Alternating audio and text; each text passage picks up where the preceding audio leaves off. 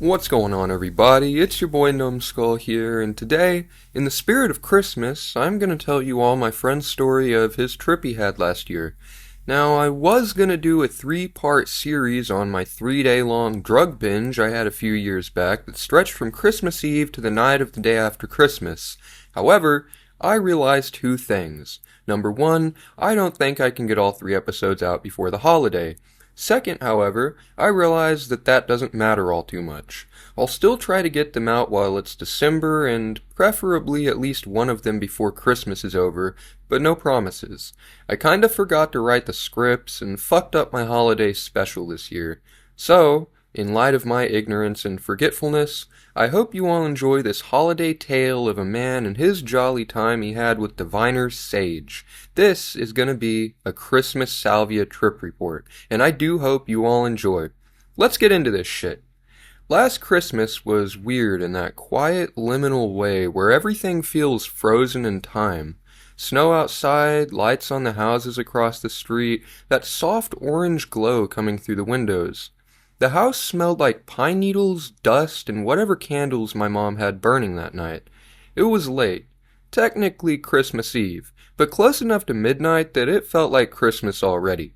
Everyone else was asleep. No music, no TV, just the low hum of the heater and the occasional creak of the house settling.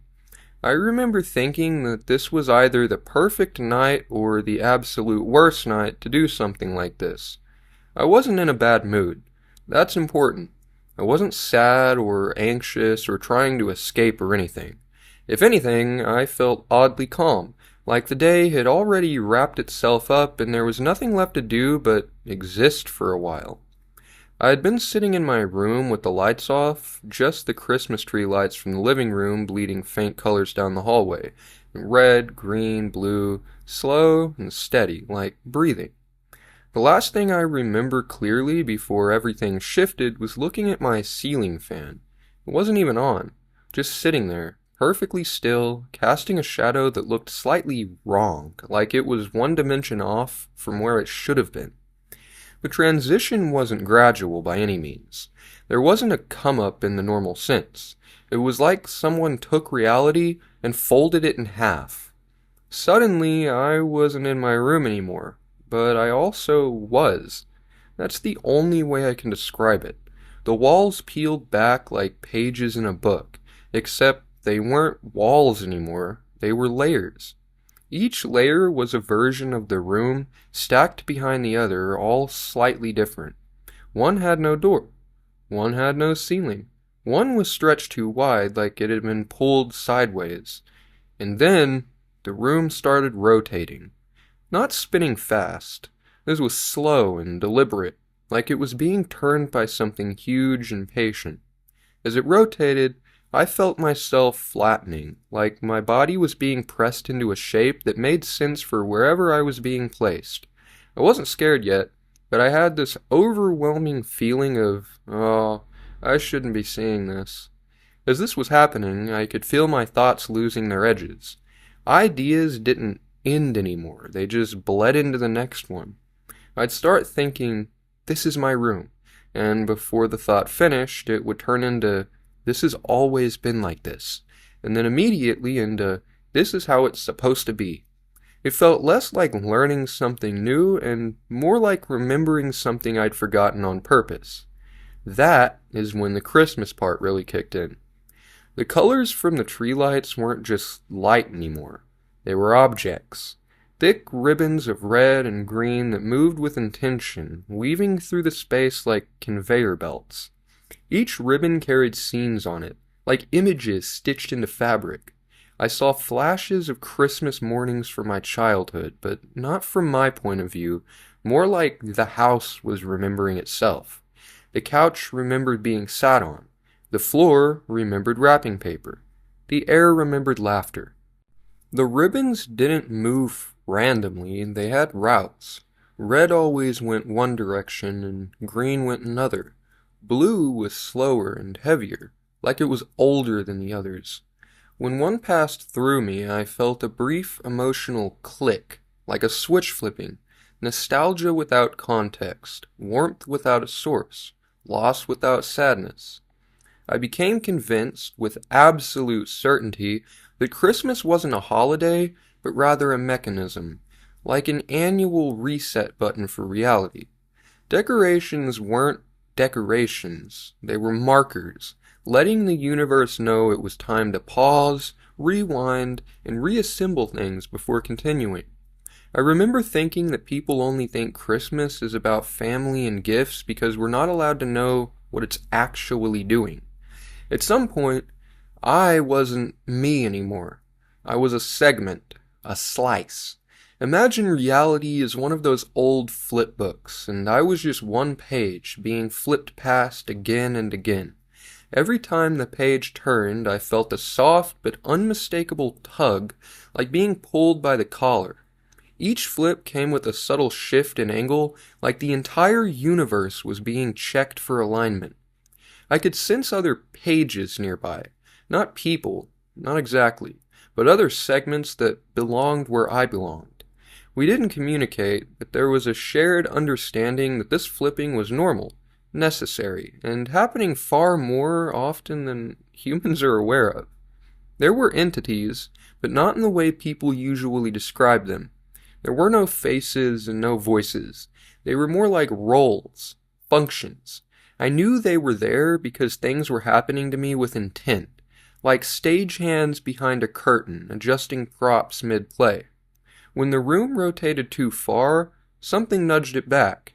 When I felt myself slipping out of alignment, something applied pressure until I fit again. They didn't care about me personally, I wasn't important enough for that, but I was definitely in the way. I remember one very clear, very strange thought. If I don't fit back into myself properly, I'll be like this forever. That was the moment fear finally showed up.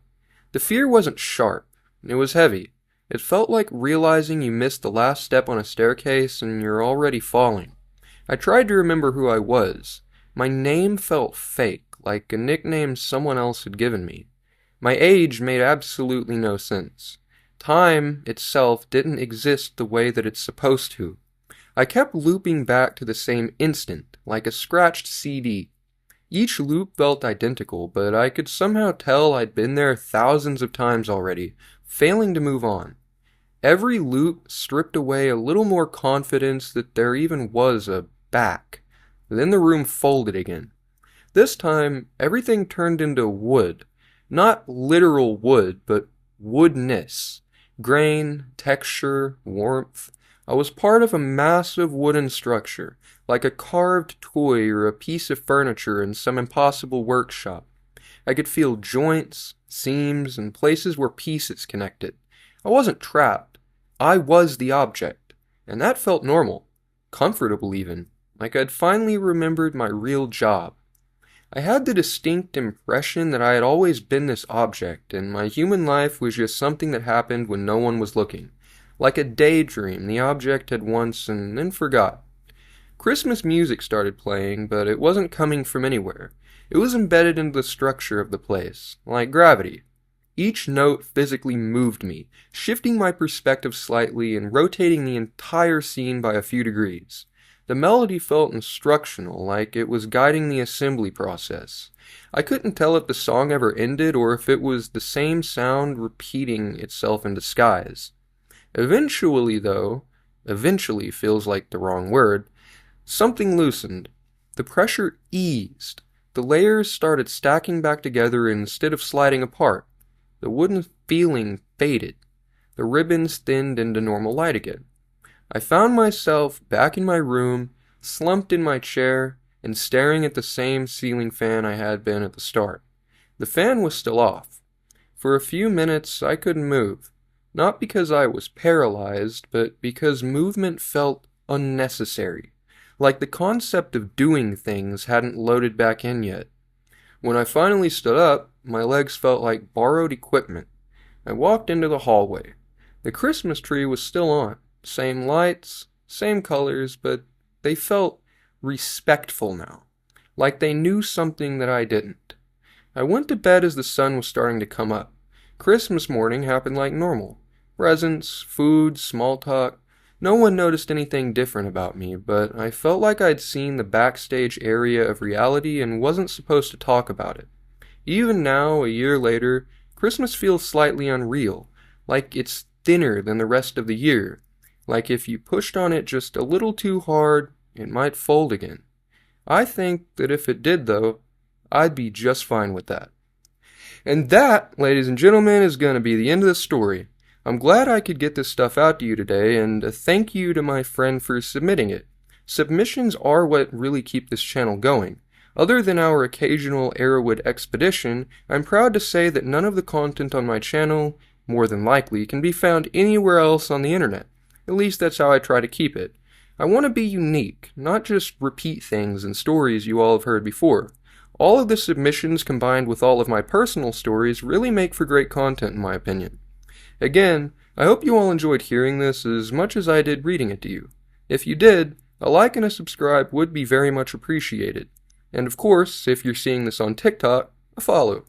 Every tiny bit helps this channel grow, and every tiny bit is appreciated more than you all could ever know. Don't forget those post notifications if you don't want to miss out on any new content I put out as well. Stay frosty, practice harm reduction, and stay safe out there. I wish you all the merriest of Christmases and the happiest of New Year. And with that, I will of course see all of you in the next one. Peace!